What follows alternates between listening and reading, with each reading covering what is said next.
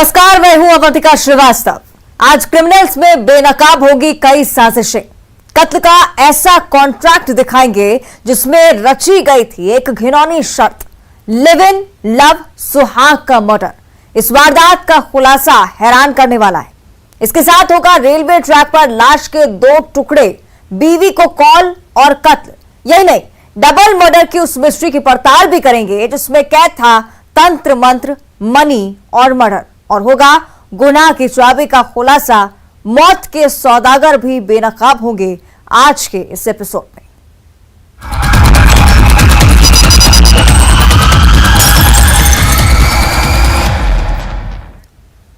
बात करेंगे कत्ल के एक ऐसे कॉन्ट्रैक्ट की जिसमें हत्या करने के लिए कातिल एक शर्त रखता है।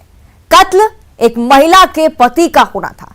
मृतक की पत्नी ही इस मर्डर की मास्टरमाइंड थी जो उस शर्त पर हामी भरती है। उस शर्त के बारे में जब आप सुनेंगे तो आप भी दंग रह जाएंगे।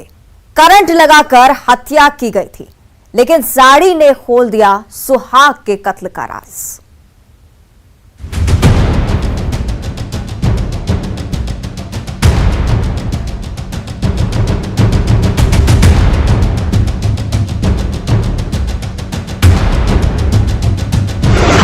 एक शर्त, कत्ल का कॉन्ट्रैक्ट। पति को ठिकाने लगाना है। कातिल चले करंट वाली चाल। दरवाजा खुला और लाश गिर गई। साड़ी ने खोला सुहाग के कत्ल का राज।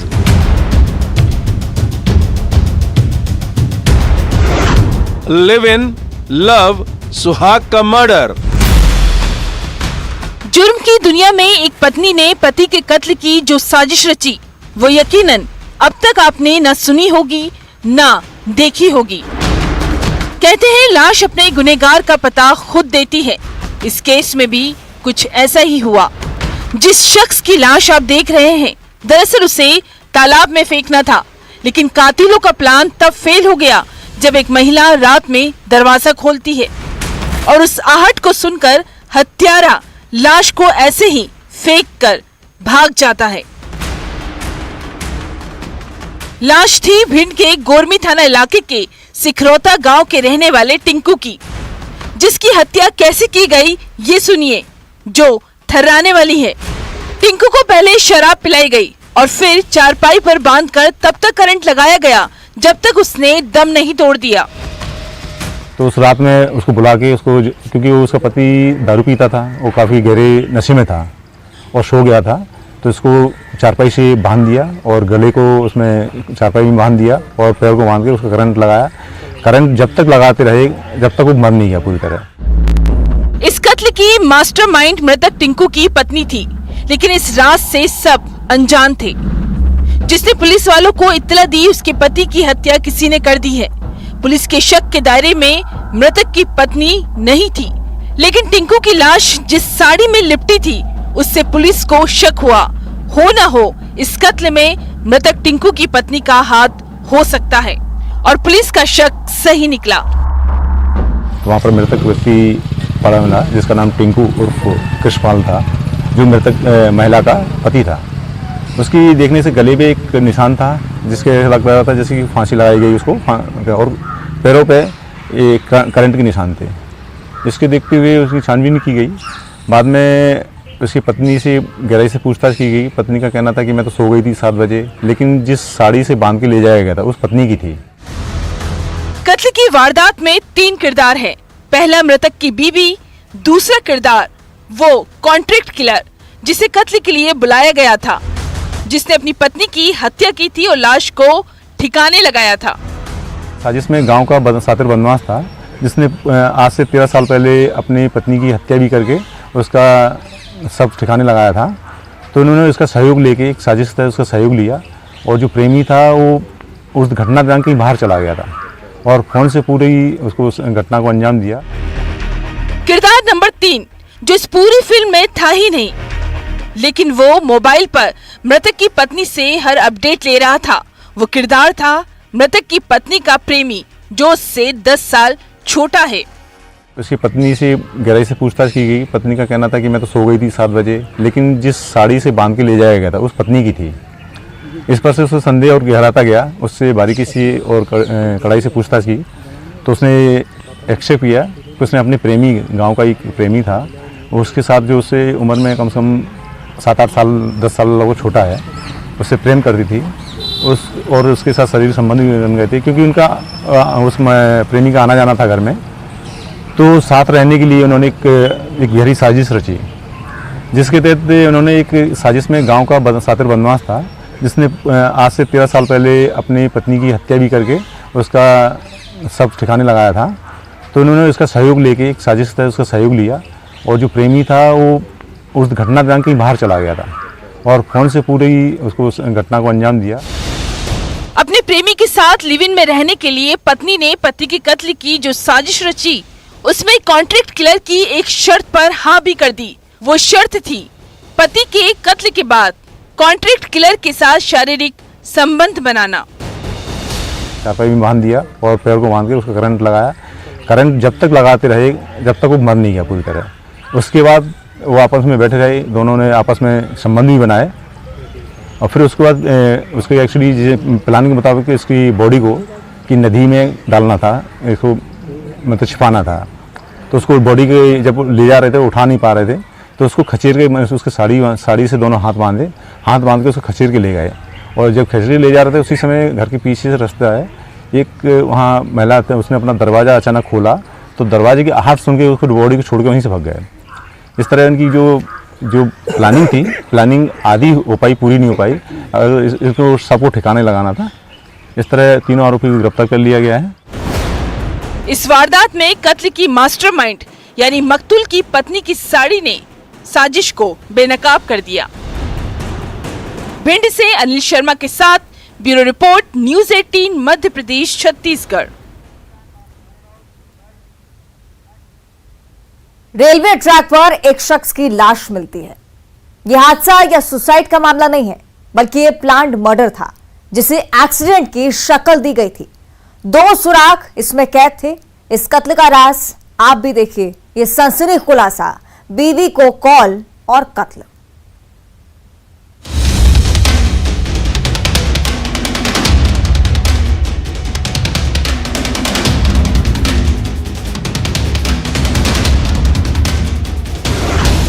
रेलवे ट्रैक पर लाश के 2 टुकड़े।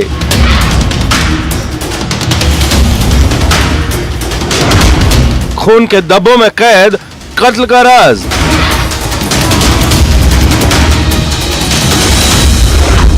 वो 3 थे, फिर 2 रह गए। 3-2 की कहानी में कैद सुराग।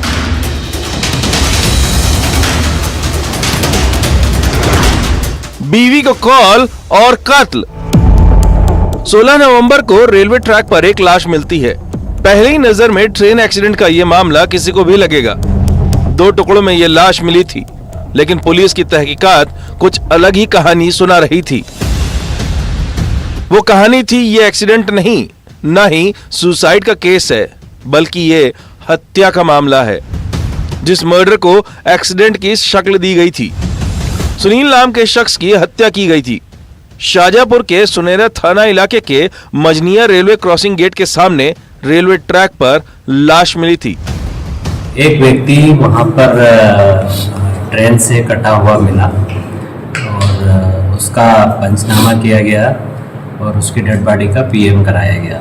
जब घटनास्थल का बारीकी से निरीक्षण किया गया तो रेलवे ट्रैक की कुछ दूरी पर बहुत सारा खून पत्थरों पे लगा हुआ पाया गया, जिससे प्रथम दृष्टिया ये जो मामला है शंकास्पद प्रतीत हुआ। ये दुर्घटना नहीं, हत्या का मामला हो सकता है। मौका वारदात से पुलिस को 2 अहम सुराग मिले थे। पहला सुराग था लाश जिस जगह मिली वहां से कुछ ही दूरी पर पत्थर पर खून के निशान थे, जिससे यह बात साबित हो रही थी सुनील की हत्या करके लाश को रेलवे ट्रैक पर फेंका गया था। दूसरा सुराग था मौका वारदात पर 3 लोगों को देखा गया था। अब सवाल था, सुनील की लाश मिली, उसकी हत्या हुई, वो 2 लोग कौन थे? पता ये चला कि 3 व्यक्ति शाम को आए थे और उसमें से 2 ही व्यक्ति वापस लौटे हैं। इसी बात को आगे बढ़ाते हुए टीम ने काम किया और पता ये चला कि ये जो मृतक है इसका सुनील नाम है और पवन और विनोद, ये 3 लोग वहां पर आए थे। 3 और 2 की इस कहानी में दूसरा सुराग कैद था। 2 लोग जो लापता थे वो थे विनोद और पवन। विनोद और सुनील दोनों एक साथ ही फैक्ट्री में काम करते थे, लेकिन विनोद शाजापुर आ गया और फिर बहाने से सुनील को बुलाया गया और उसकी हत्या कर दी गई।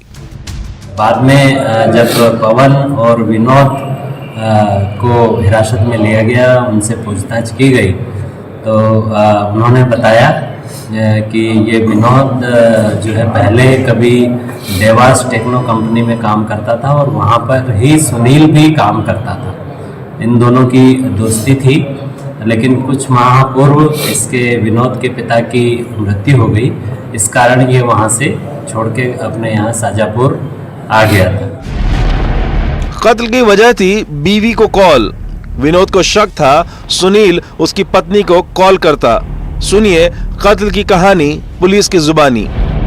इसको ऐसी शंका थी विनोद को कि सुनील जो है उसकी पत्नी से बात करता है और उसको उसके पास से भगा के ले जाने की बात करता है। इसके कारण पवन के साथ मिलके इन्होंने सुनील को देवास से यहाँ बुलाया और षड्यंत्र पूर्वक उसकी हत्या करके इसको ट्रेन दुर्घटना का रूप देने के लिए ट्रेन की पटरी पे डाल दिया। किंतु पुलिस की टीम ने बहुत ही तत्परता से इसमें काम किया और सारे साक्ष्य एकत्रित किए और दोनों आरोपियों को हिरासत में लेकर मामले को सुलझाया। यह खुलासा हैरत में डालने वाला है। शाजापुर से सुनील हंचुरिया के साथ bureau report, news 18 Madhya Pradesh Chhattisgarh. एक घर के आंगन में पति पत्नी की लाश मिलती है। हत्यारे सिर्फ पति को मारना चाहते थे, लेकिन इसके बाद वो दूसरा कत्ल कर देते हैं। दूसरा कत्ल मृतक की पत्नी का होता है। डबल मर्डर की इस मिस्ट्री में कैद था तंत्र मंत्र, मनी और मर्डर।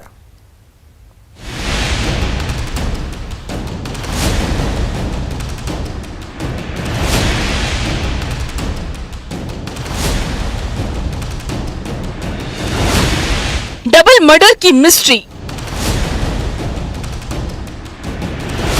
आंगन में पति पत्नी की लाश। राज को छुपाने के लिए दूसरा कत्ल। तंत्र मंत्र, मनी, डबल मर्डर। जिस घर में तंत्र मंत्र की बिसात बिछती थी, जिस घर में दावा किया जाता था तंत्र मंत्र से मर्ज का इलाज किया जाएगा, जिस घर में झाड़ फूक का खेल होता था, लेकिन उसी घर के आंगन में 2 लाश मिलती है। ये लाश पति पत्नी की थी।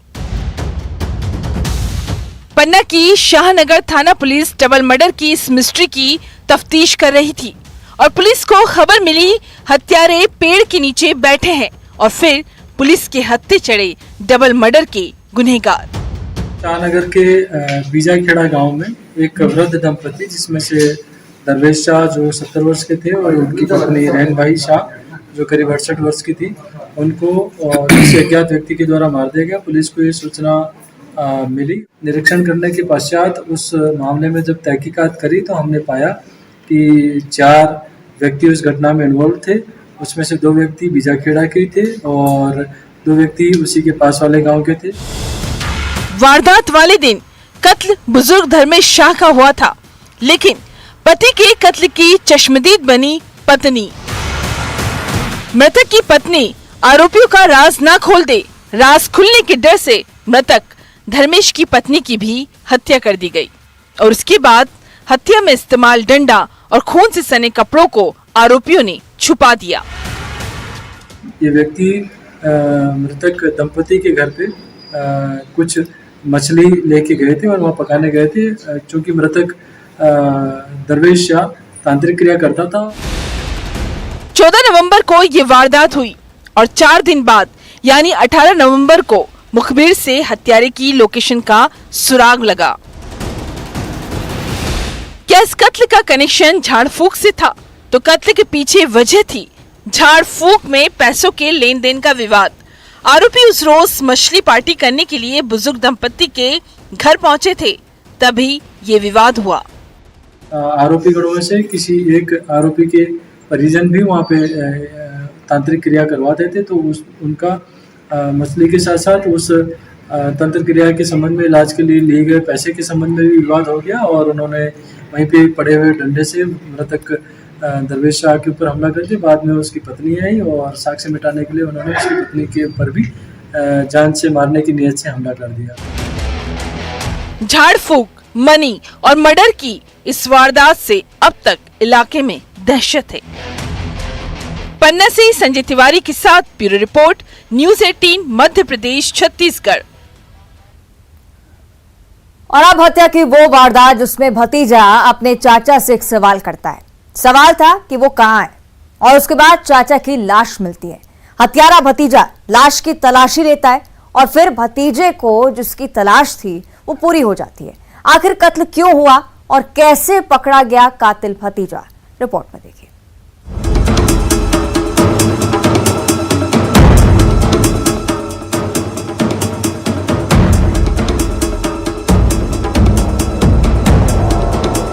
ईंट से नफरत का वार।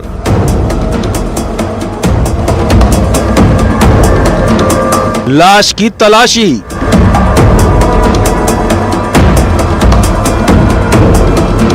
हत्या के बाद जश्न।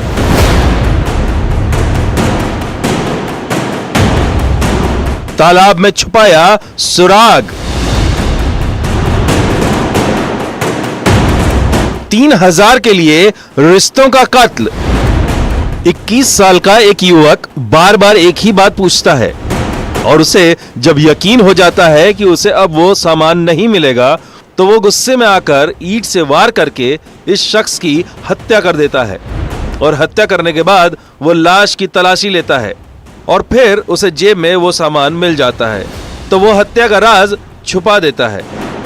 जिस सामान के लिए ये कत्ल हुआ ये खुलासा बाद में बताएंगे, लेकिन कैसे आरोपी पकड़ा गया ये सुनिए। रायगढ़ के तमनार थाना इलाके के इंदिरा नगर में रहने वाले राम कुमार चौहान की हत्या की गई थी, जिसकी पत्नी ने पुलिस में पति के मर्डर की रिपोर्ट दर्ज कराई।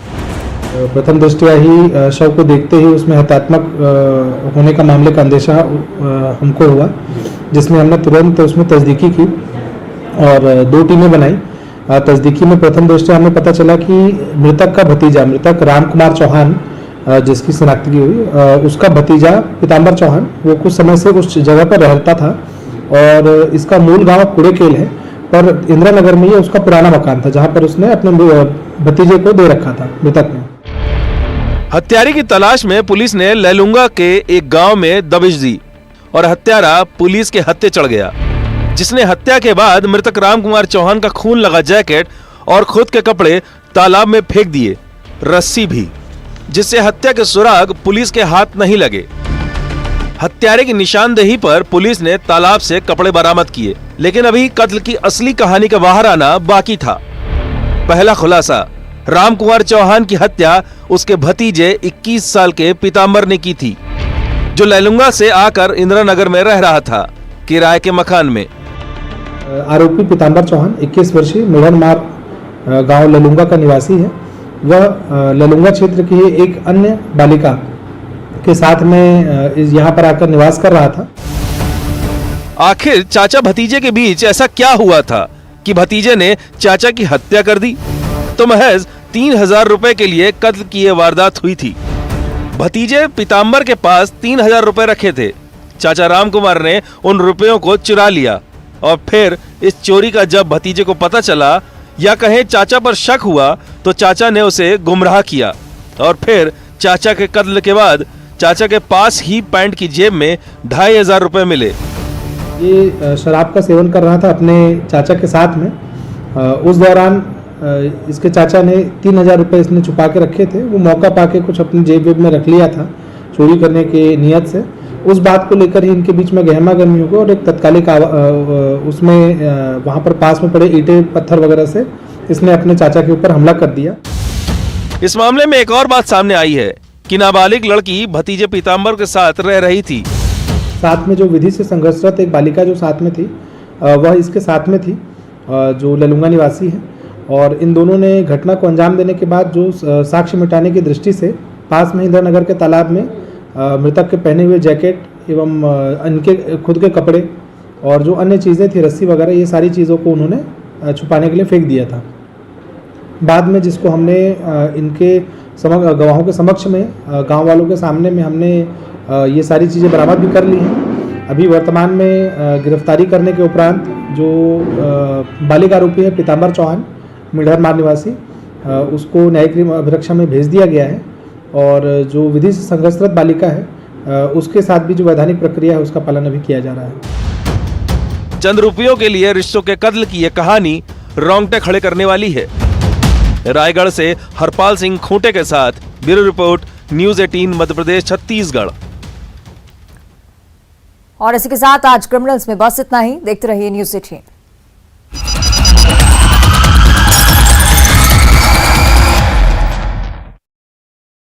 अंतरिक्ष की दुनिया में भारत